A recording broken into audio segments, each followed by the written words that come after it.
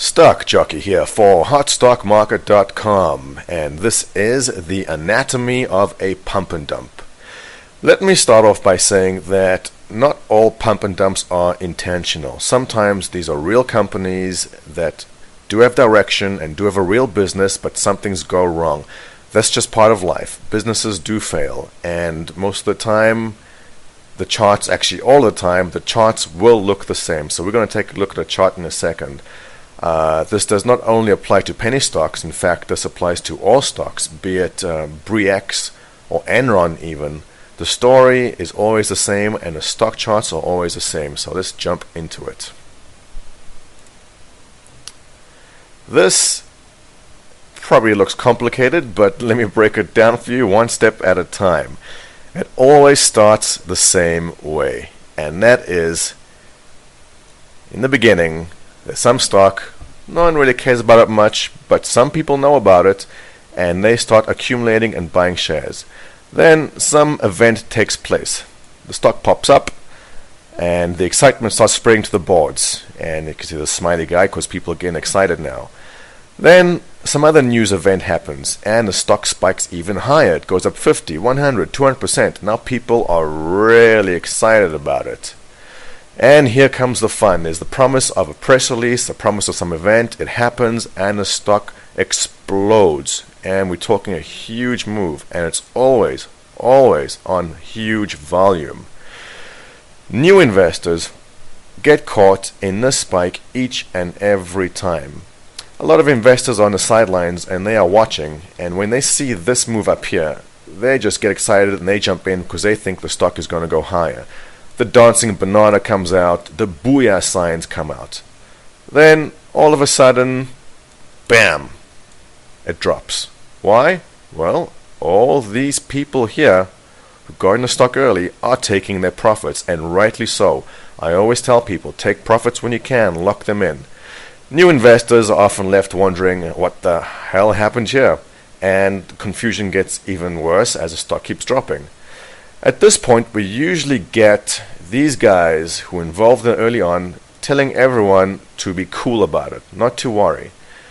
At this point, you should not be listening to what people say. All you gotta do is look at the chart, because everything you need to know is being told to you right here. There is an important support level. If the stock breaks through that, something is wrong. It is not working out, regardless of what this guy says. And before you know it, the stock broke under support, and you are starting to get really sad. And as another support level is broken, that sadness turns into anger. And soon, as the stock drops even more, that anger turns into fighting. Now we always have this. It's the longs and the bashers, and they start going at it. At this point, the moderators at HSM are rolling their eyes because they've seen this 1,000 times before. And this is actually one of the saddest and one of the funniest parts of each and every pump and dump, because without fail it always happens. And let's zoom into another screen here for a second. Alright, this is what happens. The members are arguing and fighting. It's the longs versus the bashers.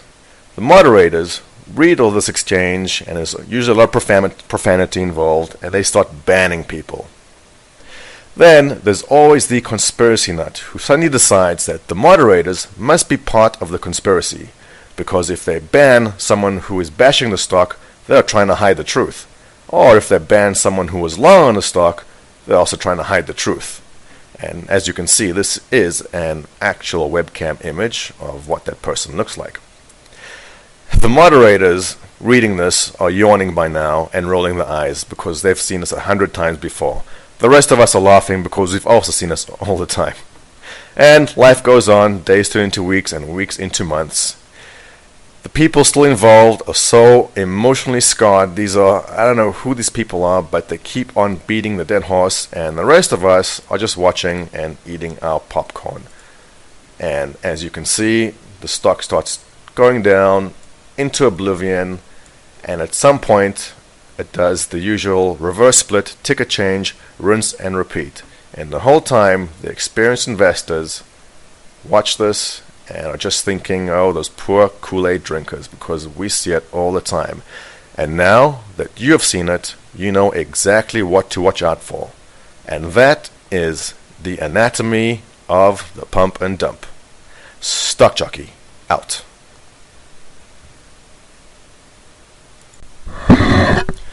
Actually, not out, not yet. Just one more thing I have to throw in there before we sign off on this anatomy of a pump and dump. And that is this.